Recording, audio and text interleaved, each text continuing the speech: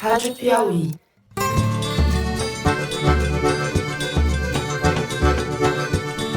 Olá, sejam muito bem-vindos ao Foro de Teresina, o podcast de política da revista Piauí. Meu filho saiu ontem para trabalhar, foi pro baile funk com uns amigos e simplesmente ele hoje está morto.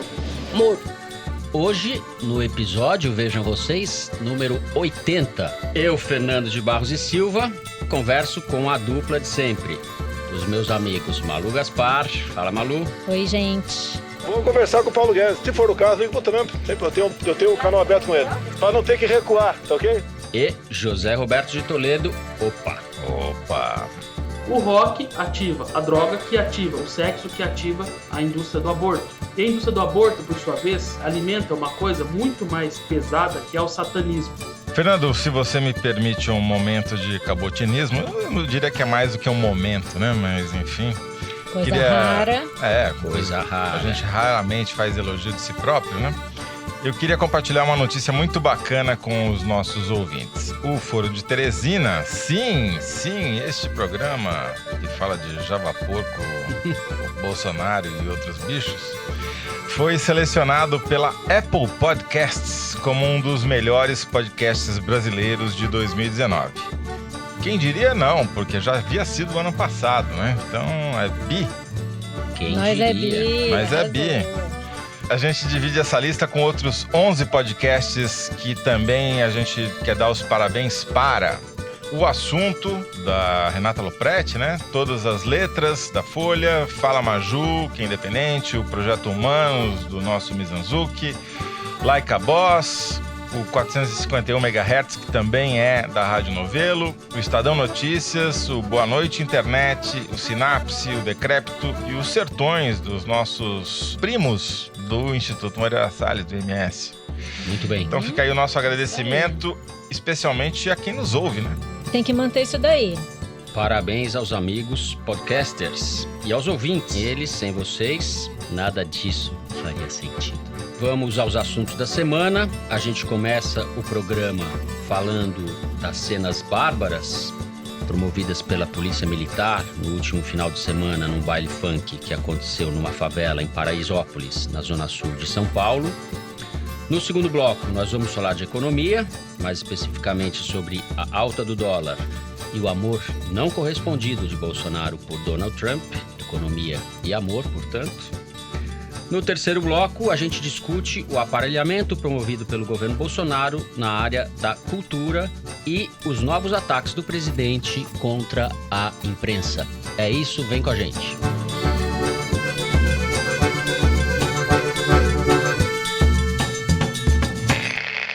Muito bem. Na madrugada do último domingo, dia 1º, na favela de Paraisópolis, acontecia um baile funk tradicional, o baile da 17, um baile que já tem anos, que reúne muita gente, milhares de pessoas.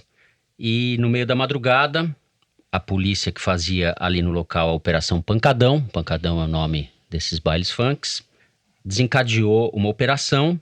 A polícia foi responsável por uma tragédia.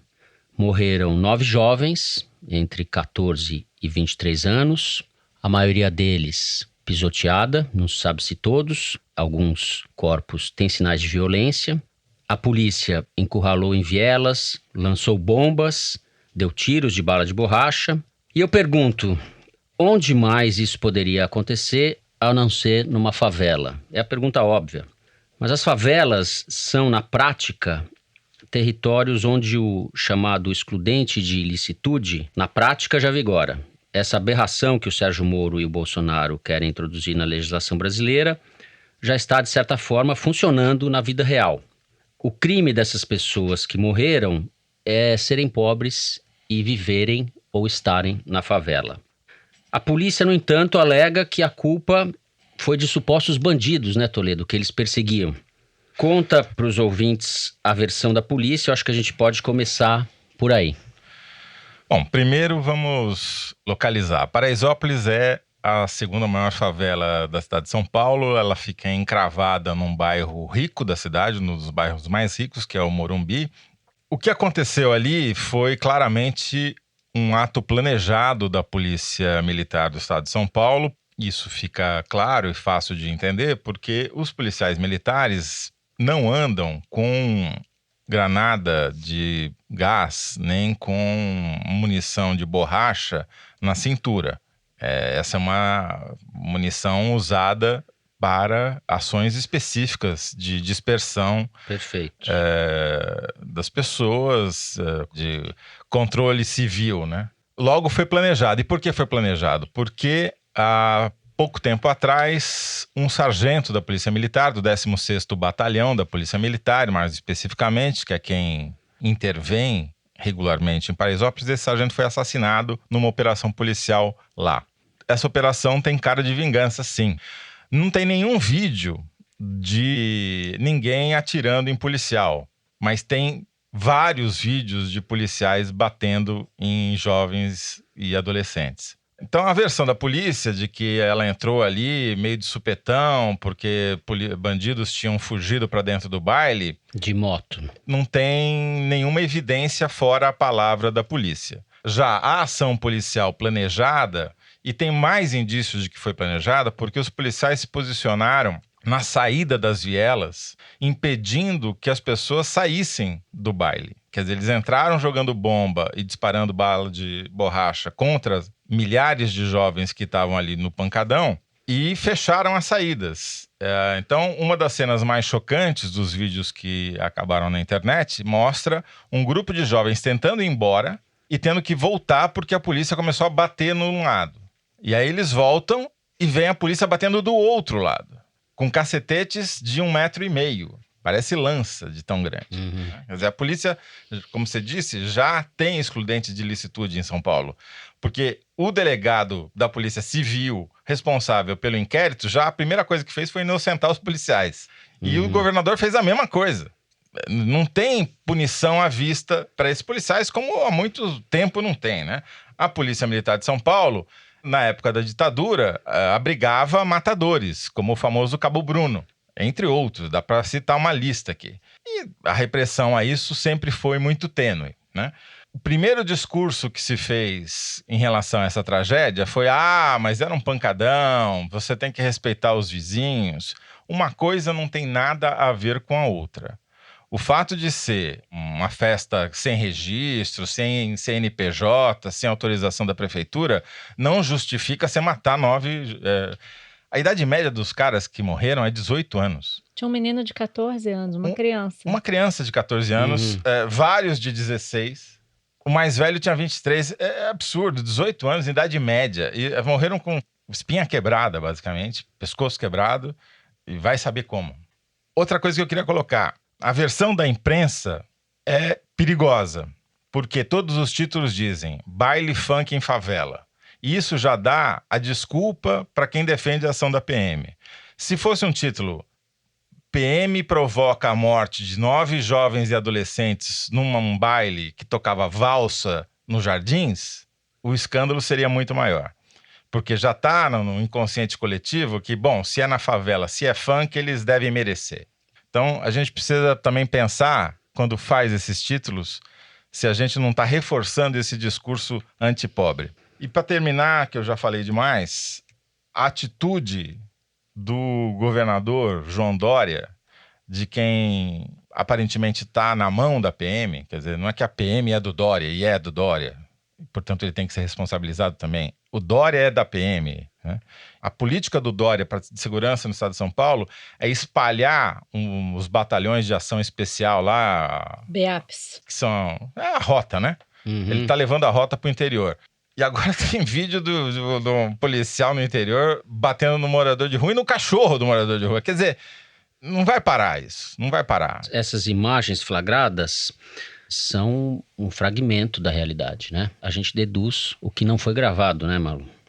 Com certeza. Pegando a partir do que você falou da reação do governador, eu acho que ela é sintomática quando ele usa justamente essa questão do fato de os pancadões afetarem o sossego de outros moradores, que de fato eles afetam, como uma desculpa para a continuação da política de segurança pública, porque é assim mesmo que ele diz, né? A política de segurança pública não vai mudar. As ações na comunidade de Paraisópolis e em outras comunidades de São Paulo, seja por obediência à lei do silêncio, busca, apreensão de drogas, vão continuar. Isso não inibirá as ações de segurança. Então, eu queria pegar a partir daí, porque primeiro é o seguinte, os pancadões não são um fenômeno novo nas favelas. São antigos, inclusive eu vi aqui na coluna do Renato Sérgio de Lima, do Fórum de Segurança Pública, um mapa da Polícia Militar com reclamações sobre pancadões desde 2015, mostrando onde eles estão, e mostra mais ainda, que esses pancadões ficam, muitas vezes, é muito comum que eles fiquem próximos de batalhões da PM. Por que isso me chamou atenção? Porque é evidente que se você quer coibir um evento como esse, que pode estar atrapalhando gente que realmente não tem nada a ver com ele, você tenta impedir que ele aconteça e não vai no evento. Tem que ter uma política preventiva e o Estado tem que estar participando daquela comunidade de outra maneira. Exatamente. Primeiro que esses eventos, eles estão ali respondendo a uma demanda. Como diria o nosso querido Paulo Guedes, existe a oferta e a demanda. Na noite que aconteceu a tragédia, havia em São Paulo cerca de 200 pancadões na cidade. Sim. E esse é um pancadão muito grande, que tem data e hora para acontecer e ocorre todas as semanas. Então, se você tem a intenção de melhorar a convivência numa favela, que trata-se disso, de convivência pacífica entre moradores que participam dos eventos e os que não participam. Fala-se em drogas, tráfico de drogas, ação de traficantes nesses eventos. Mas nada disso é justificativa, já disse o Toledo, para que uma ação como essa acontecesse. Até porque há tráfico de drogas dentro de qualquer festa rave de classe média, né? Exato. E outra coisa, já foi divulgado, aí nos últimos dias a gente ouviu muito falar que esses pancadões são eventos que movimentam o comércio local, que geram um movimento financeiro dentro das favelas. Então, mais uma vez, dada a teoria de Paulo Guedes, você não deve impedir a livre iniciativa. O que você tem que fazer? Organizar e fornecer oportunidades em que as pessoas possam exercer a sua atividade cultural sem atrapalhar os outros. É com isso que o governador devia estar preocupado, não em sair atirando nas pessoas. E eu acho que esse discurso do governador Dória, tanto o caso como o discurso, marcam uma inflexão na atitude da PM. Observando a história da corporação, a gente vê que desde a ditadura, em 1992 a gente teve o massacre do Carandiru, a Polícia Militar de São Paulo era uma polícia percebida como uma polícia muito mais violenta do que agora vem sendo mais ultimamente. E esse rumo começou a mudar em 1997 por causa de um episódio que os mais novos não vão se lembrar, mas que foi muito marcante na vida brasileira, que foi o episódio da morte e das torturas que ocorreram em Blitz, na favela Naval. Foram várias blitz filmadas em sequência, mostrando que os policiais estavam achacando as pessoas, batendo, maltratando, e até que esse policial, Otávio Lourenço Gambra, o Rambo, foi filmado atirando a sangue frio sem motivo contra um carro onde havia algumas pessoas e matou um conferente chamado Mário Josino. Essa pessoa não tinha nenhum antecedente criminal.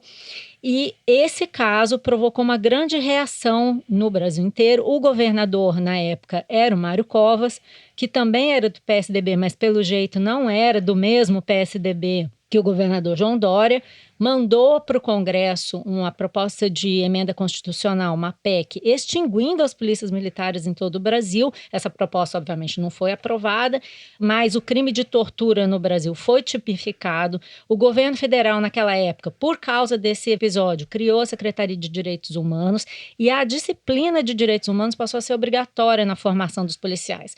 Então, assim, não quer dizer que a polícia de São Paulo parou de matar. Mas o que passou a ser valorizado no discurso das autoridades da formação das polícias naquele momento, e desde então, passou a ser uma atitude e uma retórica em que você tinha que valorizar a polícia comunitária, a integração com a comunidade, a preocupação com as pessoas que você deve proteger e não a porradaria. E quando você vê o governador de São Paulo hoje dizendo que tem que continuar, que tem que ser assim, que tem que matar, você vê claramente uma inflexão no sentido do que era de um retorno ao passado. Do né? discurso, né? Porque nunca a polícia matou tanto quanto. Sim, mas se você for comparar, por exemplo, a gente vê a polícia do Rio, que a gente está acostumado a acompanhar até com mais proximidade, porque a gente é daqui. É uma polícia que mata, é a segunda polícia que mais mata no Brasil. A polícia de São Paulo é a 13ª polícia que mais mata. Desde que a gente começou a ver esses governadores com essa retórica mais agressiva, isso já vem mudando. A cultura da PM vem mudando. O que eu quero dizer é que esse caso marca uma inflexão que é visível para quem lida com as PMs em São Paulo. Até eu localizei aí um áudio de 2017 em que o próprio Rambo foi entrevistado pela CBN. Quando o caso fez 20 anos, Quando o caso fez 20 anos, e ele diz isso. A formação do soldado ainda era daquele jeito, era dura. Militar, uma formação, era uma formação para a guerra. Infelizmente hoje ficou flexível demais, eu acho. Você mostrou esse vídeo para mim um pouco antes do programa começar. É impressionante que ele defende um tipo de tratamento na periferia e outro tipo na Avenida Paulista. Porque você não pode agir na periferia da mesma forma que você age na Avenida Paulista. Ou seja, eu imagino que dentro da PM houvesse essa insatisfação com a forma, entre aspas, flexível a que o Rambo estava se referindo. Então, o que o Dória faz quando ele faz esse discurso de que vai continuar porque o barulho, porque não sei o quê? Ele lava as mãos e entrega para a polícia o excludente de licitude na prática, o direito de matar, é uma autorização pública para que a polícia faça o que ela fez. Eu não vou propriamente discordar da Malu, eu acho que você tem razão, teve de fato tudo isso que você descreveu, tudo absolutamente verdadeiro. O único problema que eu vejo que precisa ser incluído nessa narrativa é que, ao mesmo tempo, houve um ganho de autonomia dentro das PMs muito grande. O secretário de Segurança do Covas, por exemplo, era um humanista. Agora as PMs estão entregues aos próprios oficiais PMs. E tem uma... Aqui no Rio não tem nem secretário da Segurança. Pois é, ele acabou, né? Tem Então secretário a supervisão civil sobre a polícia militar, ela diminuiu. Porque o poder político dos policiais nunca foi tão grande. A gente nunca elegeu tanto major, capitão, acho que são fenômenos coronel. Coligados, eles estão intrinsecamente ligados, é uma fazem reação, parte quer da dizer, mesma onda, né? Por conta do acúmulo de barbaridades que a PM cometeu desde a ditadura, houve essa reação que você descreveu muito bem. Porém, houve uma reação do outro lado também. Sim. Eles foram ganhando poder político e foram ganhando autonomia. Por isso que você tem fenômenos de batalhões que são muito mais violentos do que outros. É como se a gente estivesse vendo agora nesse episódio o coroamento desse movimento. Deixa eu meter a colher aqui para tentar amarrar algumas coisas. Eu acho que esse episódio e tudo que a gente vem vendo nos últimos meses meio consolida uma derrota da política de direitos humanos no país. A situação sempre foi ruim. Direitos básicos, os mais básicos da cidadania, são desrespeitados no Brasil. A gente está vendo uma escalada de truculência e de desrespeito a esses direitos, que vem de uma cultura autoritária da polícia, do país, e que agora, mais do que nunca, tem o respaldo dos governantes. Né? Eu acho que o respaldo do presidente da República. Esse problema que sempre foi grave, e o campo democrático, o campo da defesa dos direitos humanos, que não é uma coisa de esquerda, é uma coisa da Declaração Universal dos Direitos Humanos, é uma coisa liberal. A defesa dos direitos humanos é um valor da sociedade burguesa, liberal. Então não tem nada a ver com a esquerda. A gente está fora desse mundo. E claramente a gente está fora. Populações inteiras que moram em favelas e nas periferias estão excluídas desse mundo. É gravíssimo isso. Não se faz um país sem isso. Eu vinha vindo para cá, vejo um tweet do presidente Fernando Henrique Cardoso, sugerindo que as pessoas leiam a entrevista do governador do Rio Grande do Sul, Eduardo Leite, uma entrevista ao Valor Econômico. E daí ele completa: Eduardo Leite, Luciano Huck e João Dória representam o centro progressista, sem exageros ou sem radicalismos, etc. Fernando Henrique podia começar a parar de falar, Ele era muito mais simpático defendendo a descriminalização da maconha, muito mais sensato. Quando ele fala que o João Dória representa o centro progressista, as palavras não querem dizer mais nada. Elas perdem o sentido. Porque o João Dória é um político de direita que foi para a extrema-direita na eleição, apoiou o Bolsonaro. Pouco inteligente, né? Porque ele está fazendo um discurso que o Bolsonaro já domina. Ele está tentando entrar num campo que já está dominado. Vamos pegar o Major Olímpio, que é um senador da base bolsonarista, às vezes meio rebelde, permaneceu no PSL, mas claramente alinhado com o presidente da República. Ele fez uma carreira política em São Paulo fazendo oposição ao PSDB. xingando o Alckmin. Uhum. Ele ficou famoso por causa disso. E o Dória acha que puxando o saco dos coronéis da Polícia Militar, ele vai chegar a algum lugar. Vai, ao mesmo lugar que o Alckmin. Com a diferença que ele não sabe fazer acupuntura. Bom, o assunto é interminável e é muito importante. A gente certamente vai voltar a falar disso, infelizmente. Mas terminamos o primeiro bloco por aqui. Vamos falar agora das relações entre Brasil e Estados Unidos, do amor não correspondido entre Jair Bolsonaro e Donald Trump.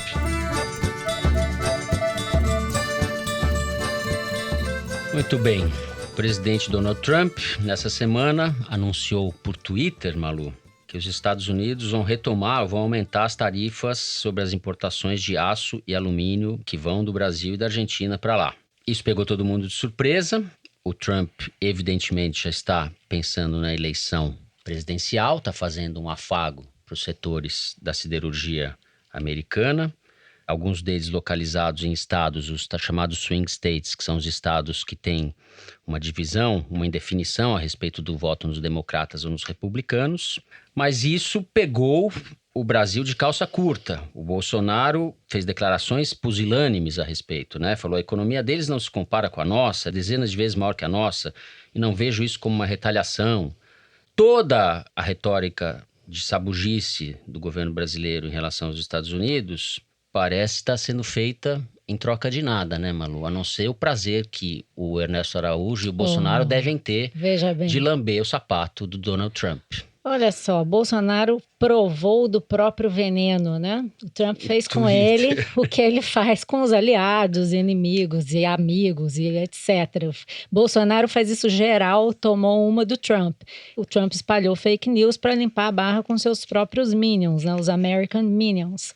Na verdade, como vários analistas já apontaram, essa fake news e o ataque que o Trump fez ao Brasil e à Argentina não tem nada a ver com o esforço do Brasil para desvalorizar o dólar. Primeiro que o Brasil tem um sistema de câmbio flutuante, não pode nem tem força para fazer isso. Segundo que o Brasil fez o esforço no sentido contrário, a gente falou sobre isso nos últimos programas. O Brasil não só não desvalorizou a moeda intencionalmente, como também gastou uma grana nas últimas semanas para tentar equilibrar o câmbio e diminuir a valorização do dólar em relação ao Brasil.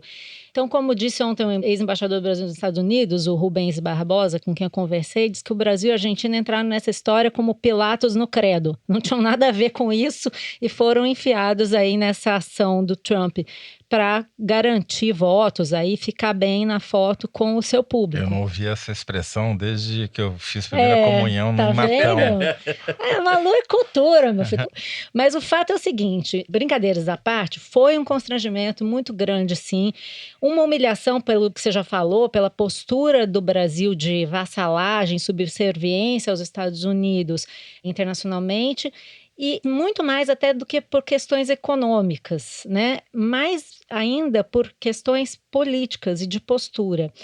Uma coisa que reforça esse constrangimento é, por exemplo, o fato de que na semana passada o Paulo Guedes estava em Washington e se encontrou com 2 interlocutores muito importantes nesse processo justamente do aço. Um secretário de comércio que fez a investigação do aço e lá atrás recomendou a aplicação dessas medidas que o Trump está dizendo que vai colocar em prática agora, e também um alto representante da Casa Branca para assuntos internacionais. Eles passaram o dia todo com o Paulo Guedes, e que se saiba, o Paulo Guedes não foi informado de nada. Então você vai para os Estados Unidos, faz uma reunião de trabalho, depois toma uma traulitada dessa, que realmente, do ponto de vista político, é muito ruim. A gente não sabe o que vai acontecer na prática, porque como o Bolsonaro faz e o Trump fez também, é um tweet. A gente não sabe até que ponto isso vai realmente ter um efeito prático. Mas só para dar um pouco de contexto aí para a situação, essa questão do aço, ela vem sendo discutida já tem 2 anos, desde 2017, que os americanos vêm impondo sanções e sobretaxas ao aço que eles importam de vários países. E o Brasil tinha feito um esforço muito grande com os americanos para evitar receber essas sobretaxas que a China, o Canadá, a União Europeia haviam recebido dos americanos, e tinha conseguido manter ali uma cota de exportação para os Estados Unidos desse produto. Lembrando que vários desses produtos, vários tipos de chapas de aço que o Brasil vende, os Estados Unidos simplesmente não tem. Então não é uma coisa simples, não estão vendendo uma coisa que está competindo com esse cinturão aí do aço que o Trump está falando. É um tipo de chapa de aço que eles chamam de semi-acabado que não existe nos Estados Unidos, que é usado na indústria automobilística, de eletrodomésticos e vários outros setores que precisam dos nossos produtos para fazer os deles. Então não é uma coisa simples. Mais uma vez o Trump dando escola aí para o Bolsonaro. E com essa ação que ocorreu da diplomacia brasileira nos últimos 2 anos, o Brasil tinha conseguido segurar essa cota. Se agora, depois das declarações do Trump, a diplomacia brasileira conseguir impedir que essas sobretaxas que ele anunciou de fato sejam aplicadas, vai ter sido feito um enorme esforço para não sair do lugar. O que, de fato, é uma derrota do ponto de vista diplomático para o Brasil. E isso, o que tem por trás? Tem a questão do 5G, né? Que é o que de fato interessa para os Estados Unidos, a relação com a China, a desvalorização dos produtos americanos em relação aos chineses e essa disputa comercial, que é a maior do mundo agora, em que o Brasil está sendo desafiado pelos Estados Unidos a tomar uma posição. Então é um jogo muito grande, de gente muito grande, que não pode ser jogado por moleques que ficam num gabinete do ódio do Bolsonaro no 3º andar do Palácio do Planalto. Vamos lembrar que o Ernesto Araújo, depois de ler o tweet, de ser questionado sobre o que isso queria dizer, ele disse que o Brasil não estava preocupado. Ernesto Araújo, que foi 6 vezes aos Estados Unidos desde que o Bolsonaro assumiu. Ou seja... O Ernesto Araújo que escreveu aquela peça inacreditável antes do Bolsonaro ser eleito, de que o Trump ia salvar o Ocidente, né? É o que você espera de um diplomata, de um presidente, das autoridades que defendem o Brasil, é que digam sim, estamos preocupados sim, vamos resolver isso sim. Teve que o porta-voz, o Otávio Rego Barros, dizer que sim, que o presidente está preocupado, porque é o mínimo que a pessoa pode dizer. O Itamaraty soltou uma nota de poucas linhas, dizendo, vamos ver aí o que nós vamos fazer. Quer dizer, é uma derrota para um país que tem um histórico diplomático de independência e de defesa dos próprios interesses. Realmente uma humilhação, até porque o que estava sendo vendido no começo do governo Bolsonaro é que essa relação com os Estados Unidos renderia frutos ao Brasil. Como diria Joel Santana, tá de brincation with me. Tá de brincation with us, né? Bom, with us. Eu acho, Malu, que o que está acontecendo é um caso para psiquiatra ou psicólogo, porque claramente o Bolsonaro está numa relação abusiva com o Trump, né? Sem dúvida. Ele diz que tem um canal aberto, mas é um canal de via única, né? Só entra. O aço e o ferro são quase 10% das exportações brasileiras para os Estados Unidos. Só perde para o petróleo bruto que a gente manda para lá, porque é um tipo de petróleo que a gente produz, que os Estados Unidos não têm. E eles mandam um outro tipo de petróleo para cá. Quer dizer, o petróleo é para lá e para cá, mas não um anula o outro. O aço é muito importante nas exportações brasileiras para os Estados Unidos. Então, se o chanceler está despreocupado, é por ignorância, né? Não tem outro motivo. Aí eu digo que a relação é abusiva porque o Trump não bateu continência para a bandeira brasileira, não falou eu te amo para o Bolsonaro, diferentemente do que fez o Bolsonaro. E é uma grande injustiça, porque o Bolsonaro conseguiu aumentar o déficit comercial do Brasil com os Estados Unidos em 4 vezes, em apenas 11 meses de mandato. A gente já está com 1 bilhão de déficit a favor dos americanos entre janeiro e novembro, quando, no último ano da gestão Temer, o Temer entregou com 270 milhões. Quer dizer, ou seja, o Trump é um ingrato. A gente está tratando como piada, mas é humilhante, né, para o Brasil, porque o Brasil só está tomando ferro, exporta aço, mas toma ferro. O déficit aumentando, a situação do câmbio é muito complicada. Está caindo nos últimos dias, mas o governo brasileiro precisou vender dólar que nem a PM distribui pancada em pancadão, e mesmo assim com efeitos não totalmente positivos. E o cenário mundial continua muito grave. A China está com uma crise de segurança alimentar. A peste suína, que saiu da África já faz algumas décadas, chegou na Europa, começou a se espalhar pela Ásia, está dizimando os rebanhos de porcos na China. Não há vacina, não há tratamento, e a projeção é que o rebanho de porcos da China, que é o maior do mundo, caia entre 20% e 40% nos próximos anos. Não há porco que seja capaz de suprir esse déficit de carne na China. Isso a consequência é o responsável pelo aumento da exportação de carne bovina. Exatamente. Quer dizer, a carne do Brasil já subiu mais de 50% o preço e não tem perspectiva de baixar por conta dessa demanda chinesa. E isso vai gerar pressão não só sobre a economia, sobre o bem-estar, sobre, eventualmente, uma manifestação de rua que o governo teme mais do que qualquer outra coisa.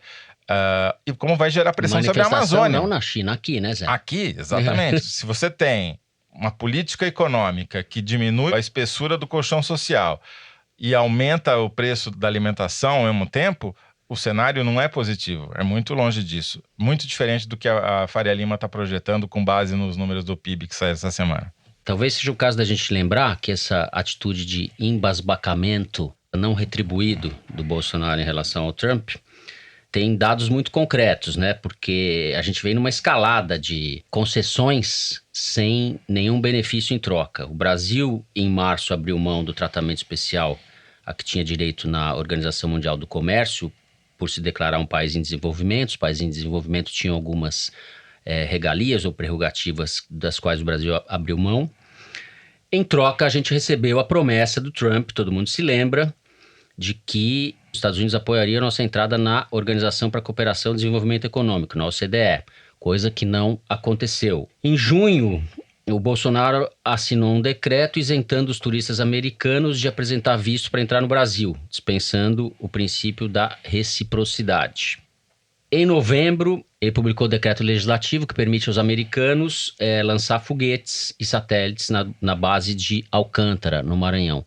Ou seja, os interesses americanos estão sendo plenamente contemplados pelo governo deslumbrado de Jair Bolsonaro. O nacionalismo americana, né, do Bolsonaro. Esses caras acham que a Disney World é o capital da América Latina, entendeu? E eu posso dar um bastidor aqui que eu acho que tem a ver com isso para reforçar isso que você está falando e para poder dizer minha frase preferida, que money talk, bullshit walks, no caso bullshit is talking and money is walking, que é o seguinte, eu peguei um bastidor aqui com uns executivos que participam dessas rodadas de negociação comercial aí nas comitivas brasileiras e eles estão dizendo que existe um humor muito negativo em relação ao Brasil, justamente por causa dessa postura.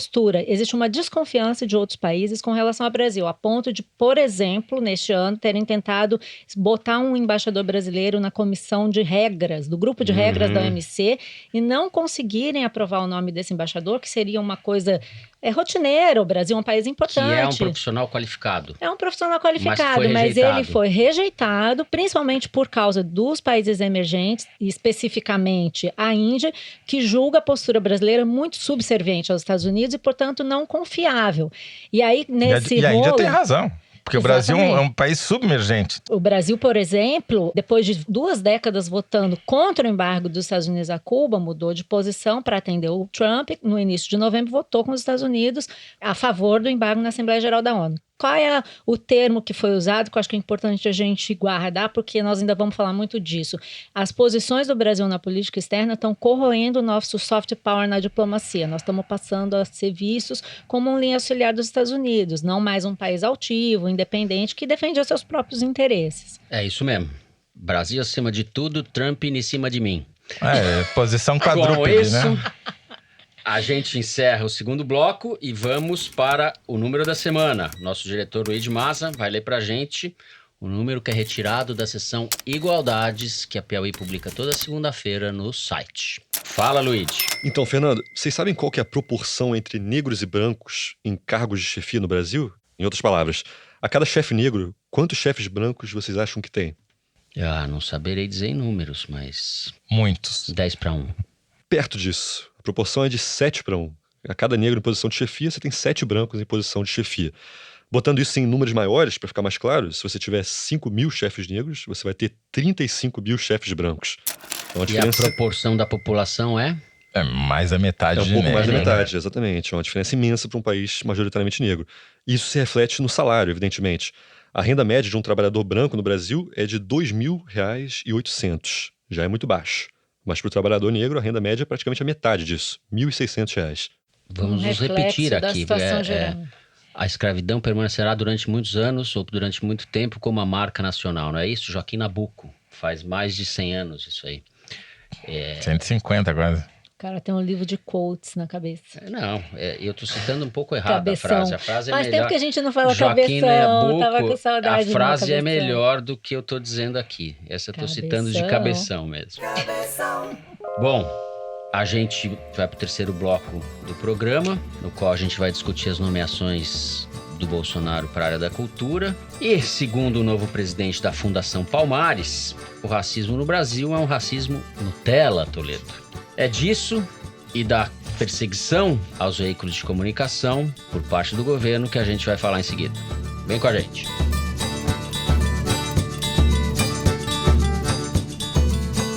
Muito bem. Ministério da Cultura. Não existe Ministério da Cultura. Hoje a cultura está representada por uma secretaria dentro do Ministério do Turismo, o que já quer dizer alguma coisa. O titular, o dramaturgo, diretor de teatro, Roberto Alvim, que nomeou a mulher quando estava na Funarte para dirigir um teatro. Tentou, né? Não Tentou. conseguiu. Com um orçamento de 3,5 milhões e está sendo investigado por isso. Agora está bem acompanhado, porque uma série de nomeações esdrúxulas, afinadas com o olavismo, foram feitas nas últimas semanas, nos últimos dias. Eu vou me ater aqui, Malu, antes de passar a você a palavra, a algumas delas. O novo presidente da Fundação Cultural Palmares, nome em referência a Zumbi de Palmares, se chama Sérgio Nascimento de Camargo, é um jornalista negro, e diz que o racismo de verdade só existe nos Estados Unidos. Mais do que isso, que Zumbi, no Brasil de hoje, seria um bandido. Mais do que isso, diz que a escravidão foi benéfica para o Brasil. Isso. É uma aberração sem tamanho.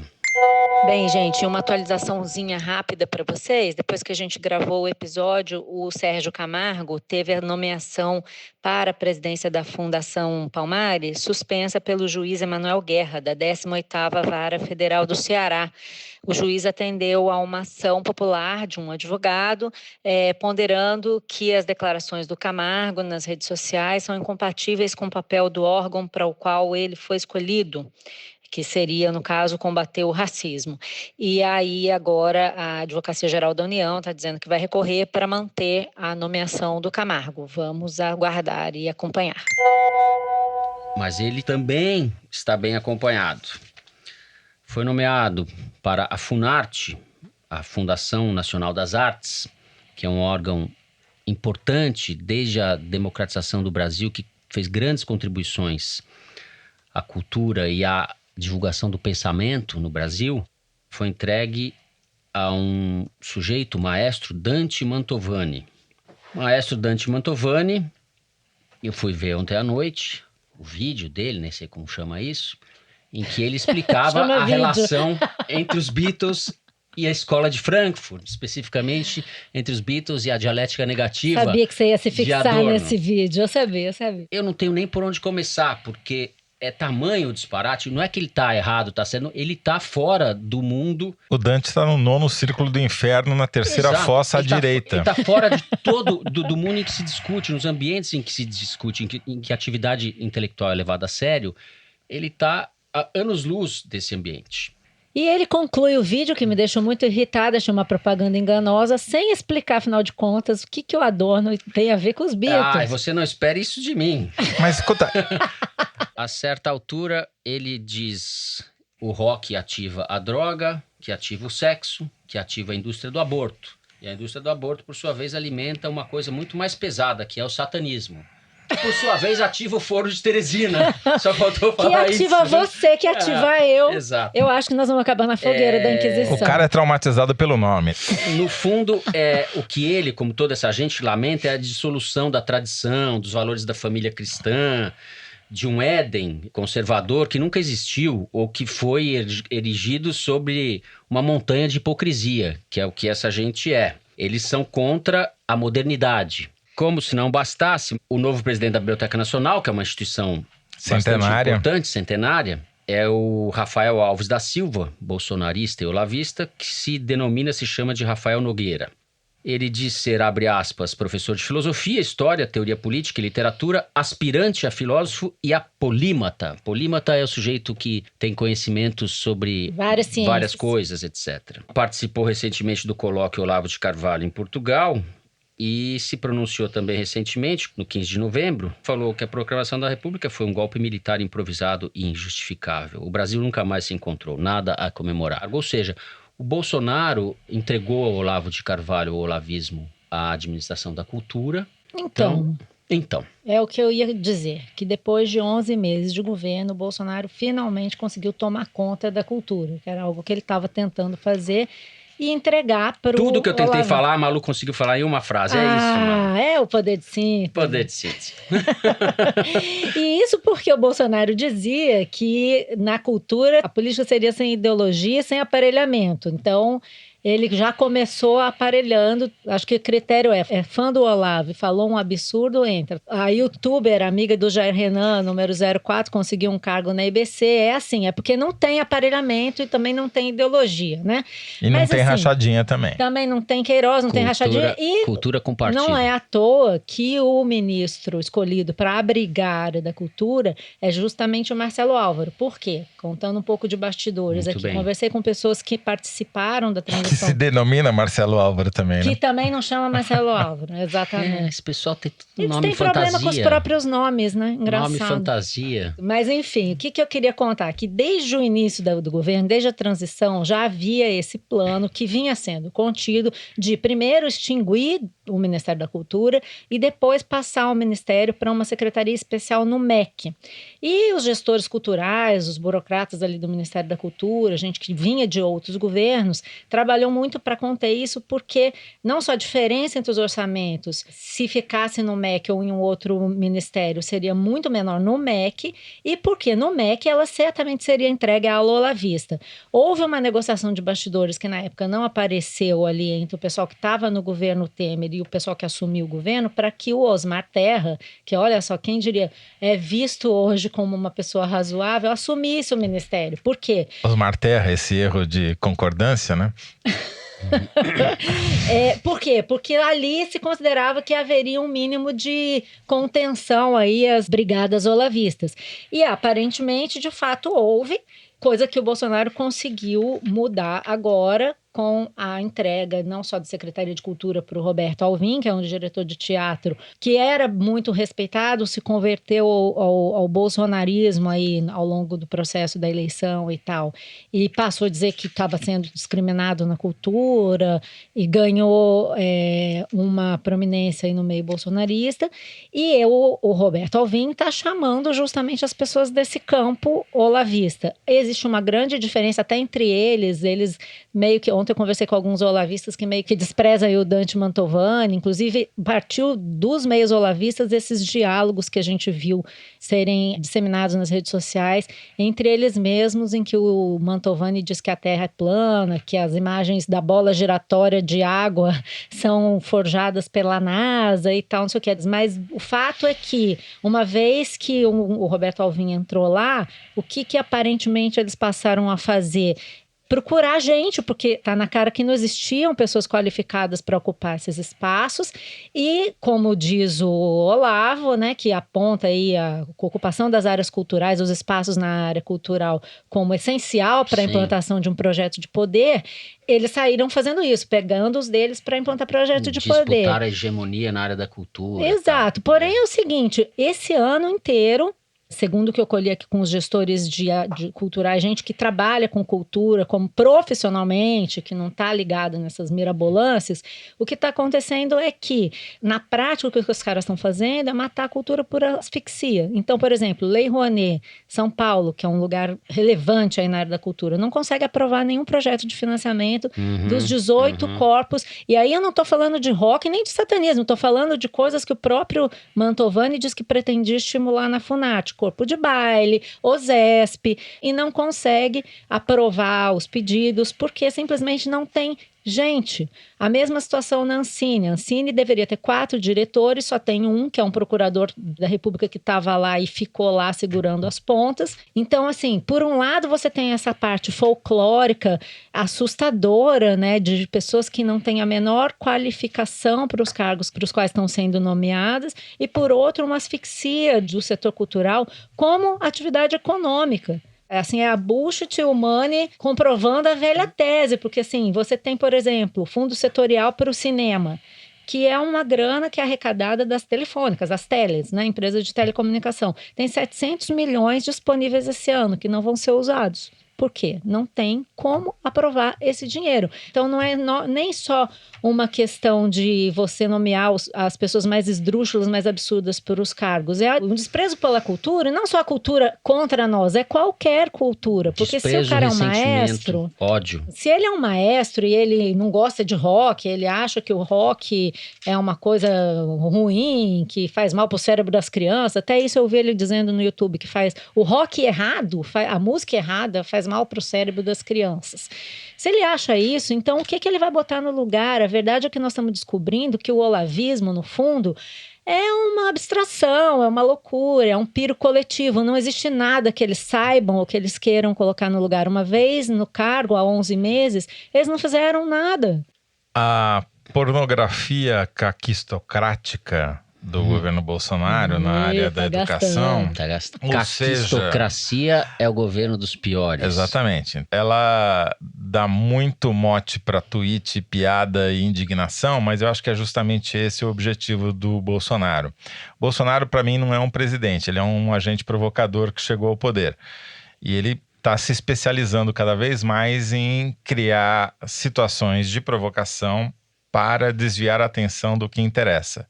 E o que interessa, o Pedro Abramovay colocou muito bem num artigo, uma análise que ele fez para o site da Piauí sexta-feira passada, é como uma metáfora do sapo, né, na água quente. Se você aumenta a temperatura de uma vez só, o sapo pula fora. Se você aumenta 1 grau de cada vez, o sapo vai se acostumando e acaba morrendo cozido.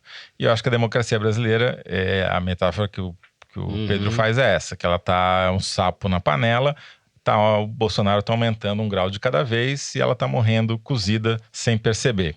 O Thiago Amparo, que é um advogado e ativista do movimento negro, respondeu ao artigo do Pedro Abramovay num artigo na Folha de São Paulo, dizendo que em alguns lugares, principalmente na periferia das grandes cidades, a democracia já morreu. E por uma tragédia, o artigo do Thiago foi comprovado na prática 24 horas depois com a morte dos 9 jovens na favela de Paraisópolis por uma ação da Polícia Militar.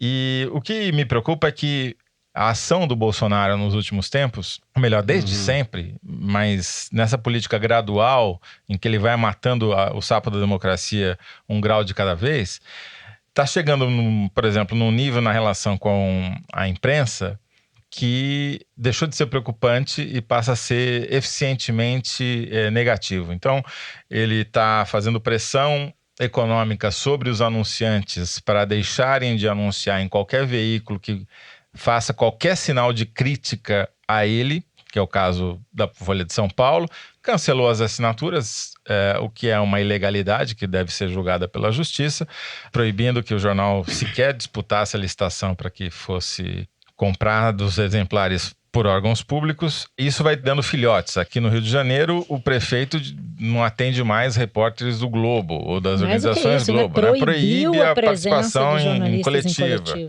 E as entrevistas que o Bolsonaro dá quebra-queixo na porta do Palácio da Alvorada, onde ele vive praticamente toda manhã, não são entrevistas de verdade, né? Ele coloca um monte de bolsonarista na linha de frente, os repórteres atrás, e quando os repórteres fazem qualquer pergunta que soe um pouco mais crítica, eles só não são agredidos, mas sofrem todo tipo de ação por parte dessa claque bolsonarista. A impressão que me dá é que o Bolsonaro está provocando o máximo que ele pode todo mundo que se opõe a ele, esperando algum tipo de reação para justificar uma intervenção, que é a tática clássica da polícia no Brasil, né? Você provoca e depois você diz que só está reagindo. Você dá um golpe que é uma prevenção a um outro golpe. E me preocupa onde é que a gente vai parar. Eles pararam até de se preocupar com as mídias sociais. Levantamento aqui da Arquimedes para a gente sobre os temas lá de Paraisópolis e sobre o tema dos Estados Unidos. Eles tomaram um vareio como eles nunca tinham tomado na vida. Em Paraisópolis, as críticas foram 90% dos tweets. No caso dos Estados Unidos, mais de 90%. A impressão que dá é que eles estão abrindo mão dessa batalha. O Bolsonaro dá 11 entrevistas para Record e nenhuma para Globo, quer dizer, só está falando para o público que já está convertido, no caso é literalmente convertido, né? Isso está precipitando uma situação que eu acho que tende a se agravar, porque com um cenário externo da economia cada vez pior, o risco de você ter manifestações de rua aumenta e a repressão a essas manifestações a gente já está vendo como vai ser.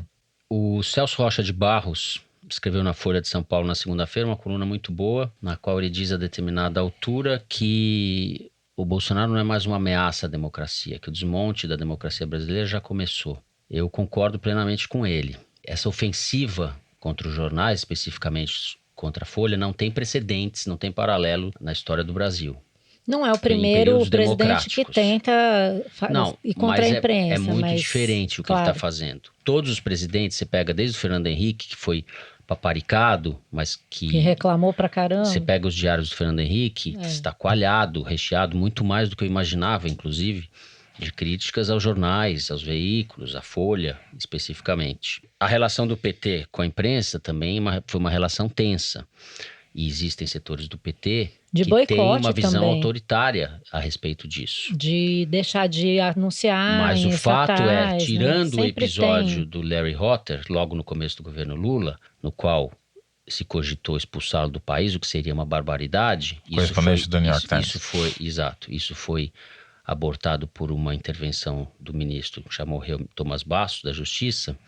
Tirando esse episódio, não houve atos de censura nem de retaliação à imprensa. Retaliação houve. A Veja ficou anos sem receber anúncio da Petrobras. Livro didático, editora Abril. Não tem paralelo com o que está acontecendo agora. Concordo com você, mas houve retaliação. A gente ignorar que isso aconteceu também não é produtivo para entender a situação. O Bolsonaro elevou os ataques à imprensa a um patamar inaceitável, mas retaliação houve. Tá certo. Né? O que eu quero dizer é que é uma tentação que os governantes no Brasil sempre têm, né? O problema é que, além de ser muitos graus acima, isso está se dando num cenário de crise existencial da imprensa, no sentido de que o modelo de negócio que sempre a sustentou acabou. E não surgiu nada para colocar no lugar. Se você pega as tiragens dos principais jornais, elas não estão caindo por causa do Bolsonaro, por causa do olavismo, por causa do terracentrismo. Estão caindo porque houve uma mudança de paradigma, revolução digital. Então você pega as tiragens dos principais impressos nos últimos 4 anos, caíram menos da metade do que eram 4 anos atrás. E isso também não é um fenômeno só brasileiro. É um fenômeno mundial. O problema é que vários estudos já comprovaram que esses desertos de informação, que são essas cidades, esses lugares que ficam, essas grandes manchas territoriais que ficam sem uma imprensa, acabam tendo um prejuízo para a própria sociedade e é quantificável. Nos Estados Unidos, eles mediram que o gasto, a qualidade do gasto público e o aumento da corrupção é diretamente proporcional ao fim dos jornais locais. Não precisa ir longe. A matéria do Rafael Cariello, que mostra os estudos do Cláudio Ferraz sobre democracia, mostra isso. Onde tem mídia profissional, os eleitores votam melhor.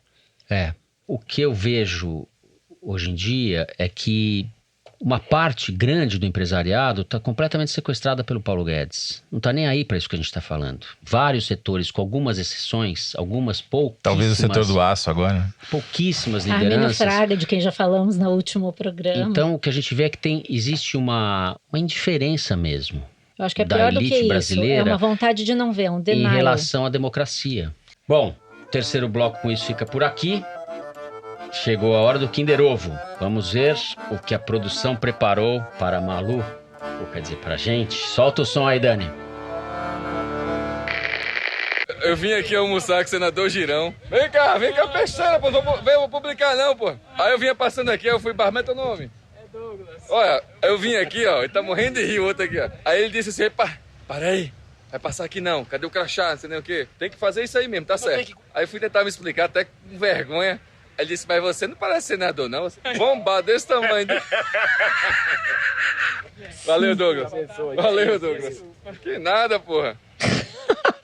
Senador bombado. E a gente foi bombado junto. Bombado. Porque não matamos o senador bombado. Ah, você tá brincando, né, Luigi? Stevenson Valentim, policial militar e senador pelo Podemos do Rio Grande do Norte. Ah, é Stevenson. Isso que a gente ouviu é um vídeo que ele postou no Instagram dele no último dia 29 de novembro. O Stevenson Valentim é demais, tudo bem, senador da República. Ninguém nem reconheceu ele, como mostra o áudio, né? O segurança do Senado não reconhece o senador estando presente e olhando pro senador. Que deve estar E o até Luigi, né? que é o diretor, quer que a gente reconheça a voz. Daí não dá. Luigi Tem que pegadinha. mudar essas coisas daí. Eu quero CPI, eu quero CPI. Bom, a gente passa para as cartas dos ouvintes. Lembrando que para escrever para o foro é só deixar um comentário nas redes sociais da Piauí ou, se você preferir, enviar um e-mail para o forodeteresina@revistapiauí.com.br. A nossa produtora Mari Faria pega todas as mensagens e passa para a gente. Eu vou começar lendo uma mensagem sobre o Kinder Ovo que eu acertei 2 semanas atrás. Quem mandou foi o ouvinte João Menezes. Diz o seguinte: inacreditável. Esse foi o 3º Kinder Ovo que eu acertei, baseado única e exclusivamente nas imitações do Marcelo Adnet da época das eleições. Já foi o Romeu Zema, Anastasia e mais outro que não me recordo. Ele não se recorda. Ainda Nada bota mais na justo conta. que um imitador do mesmo nível do Adnet tenha acertado o último. Agora ele foi fake news, hein? Senti. Fake news. Senti. O João descobriu meu segredo. A gente chamou a Adnet fingindo que é o Coisa, Fêmea. Mari. João Menezes, um grande abraço pra você, meu querido. Eu queria felicitar por ter percebido minha verdadeira vocação nesse programa. Seguinte, vamos ler a mensagem do Jansen Faria, que escreveu assim: olá, javaporquistas. Gostaria primeiro de parabenizar pelo excelente podcast. Obrigada. Muitas das minhas colegas de trabalho escutam o foro e seria lindo se vocês mandassem um abraço pra gente. Trabalhamos em Mariana, Minas Gerais, e fazemos parte da equipe de arquitetos e arquitetas que estão projetando casas para as famílias atingidas pelo rompimento da barragem de Samarco, Vale BHP. Abraços. Puxa, abraços. Muito bacana. Abraço para todo mundo e para as colegas de trabalho do Jansen. Não sei se vocês repararam, mas tem uma ausência notável hoje aqui no Foro de Teresina, né? Pela segunda vez, o Teresino não está aqui no estúdio. E a radioterapia acha que sabe onde ele está. O Teresino foi visto se refugiando na Serra da Capivara e disse que só volta depois do fim do ano. O consumo de pernil e tender nessa época exige certas precauções. Bom, eu não posso confirmar a radioterapia, mas eu tenho outras desconfianças, porque é o seguinte, a nossa ouvinte, a Ana Castanha, tem uma Terezinha agora. E a Terezinha está lá, como vocês podem ver aqui nesse vídeo, recebendo carinhos do gato da muito bem. Então o Teresino correu lá para Então há uma suspeita de que o Teresino esteja lá confraternizando com a Terezinha. Eu tenho uma mensagem acolhedora aqui para ler pra gente. É do Elias Viana, mandou um e-mail dizendo o seguinte: sou professor de biologia, amante de política e grande fã do trabalho de vocês. Pois bem, recebi um convite do colégio onde trabalho para gravar um vídeo de dicas culturais para as férias. E vou indicar o podcast de vocês. Essa galerinha precisa saber mais e se engajar em questões políticas. E por isso, creio que o foro seja um excelente caminho. Um grande abraço e obrigado pelo lindo trabalho. Elias Viana, obrigado você. E eu tenho aqui um recado para todos os ouvintes, mas antes eu vou mandar um beijo para o Igor Pio. Bom, Igor, beijinhos. E agora, antes de terminar, eu acho que a gente devia mandar um abraço para os vários ouvintes que parabenizaram o foro lá no Twitter por ter ficado entre os melhores podcasts do ano. Isso mesmo. Agradecendo agora a todos, mas citando rapidamente alguns, eu queria mandar um beijo para o Mateu Bastos, para o Renan, para a Duda, para o Theo Vasconcelos, Ana Maria, Carla Gonçalves, Riobaldo, amei Riobaldo, e todos os outros. Um beijo, abraço, obrigada, pessoal. Valeu, gente. Eu tenho um aviso para dar, Fernando. Uma boa notícia, na verdade, para os ouvintes. Eu estou saindo de férias, só volto em 2020. É uma má notícia para os ouvintes e para a gente aqui também. Eu vou me juntar ao Teresino, seja lá onde ele estiver. Vou à caça do Teresino, a caça figurativa, óbvio, né? Veja se vocês conseguem fotografar, mandem pra gente o Toledo tomando aqueles drinks com coisa de guarda-chuva, assim, de abacaxi. Bermudão colorido. Na praia com o Teresino. Bom, é isso. O programa dessa semana vai ficando por aqui. Foro de Teresina é uma produção da Rádio Novelo para a revista Piauí, com a coordenação geral da Paula Scarpim. O nosso diretor é o Luiz de Maza e as nossas produtoras são a Mari Faria e a Ana Carolina Santos. A Júlia Sena grava o vídeo do Foro Privilegiado, o teaser que a gente publica nas redes sociais da Piauí e no YouTube. A edição do programa é da Mari Romano e da Evelyn Argenta. O responsável pela finalização e mixagem do foro é o João Jabassi, que também é o intérprete da nossa melodia tema, composta pelos piauienses Vânia Salles e Beto Boreno. Quem faz a nossa coordenação digital é a Kelly Moraes. O Foro de Teresina é gravado no Estúdio Rastro, em Ipanema, com o Dani Di. Eu sou Fernando de Barros e Silva, me despeço dos meus colegas Malu Gaspar. Tchau, Malu. Tchau, pessoal. Até a próxima. Eu estarei aqui, quero dizer. José Roberto de Toledo. Boas férias, Toledo. Muito obrigado. Volta em janeiro agora, é isso? Muito obrigado, Fernando. Revoltei. Feliz Natal e que 2020 seja menos pior do que 2019. Até lá.